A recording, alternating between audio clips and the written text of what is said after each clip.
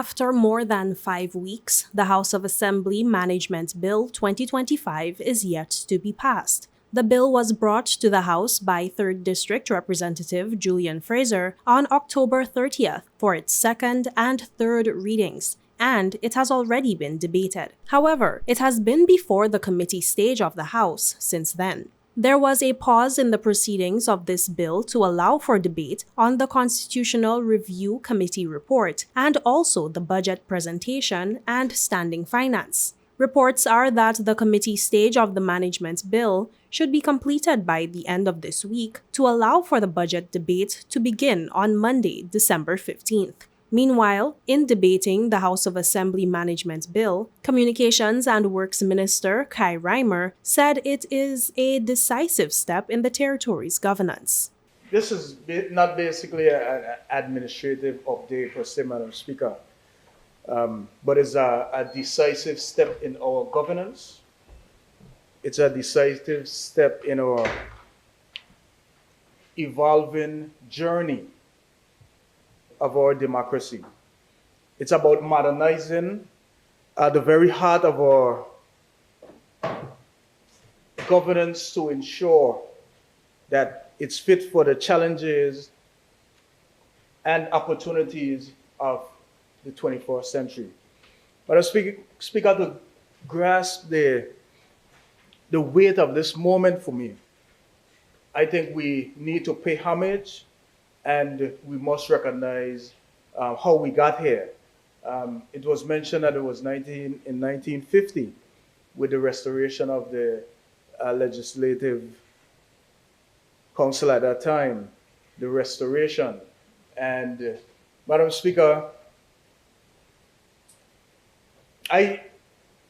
being in this House, I've spoken, I've referred or I've reflected on what it was like then for those first elected, those first members, we call them our political forefathers,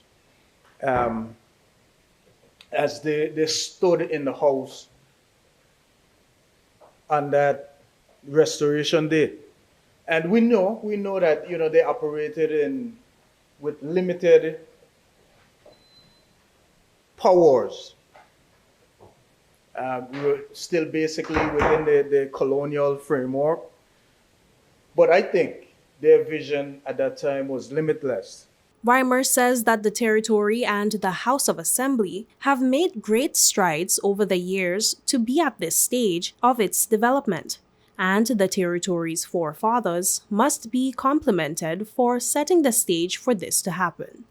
So we stand today as the beneficiaries of their legacies, and we must acknowledge them and the path that they took. But Madam Speaker, today we are debating this bill, and we knew that there was a little flaw in terms of the way the Constitution was written. While we have taken strides to strengthen the independence or to separate the branches of government, the legislature still remains somewhat tied to the executive in its daily administration. And when you look at the judiciary, another branch of government, they have made significant strides. I think that judges are appointed to the Eastern Caribbean Supreme Court. And, I think this helped to keep the branches a bit separate. And this is where we're going today in terms of this bill.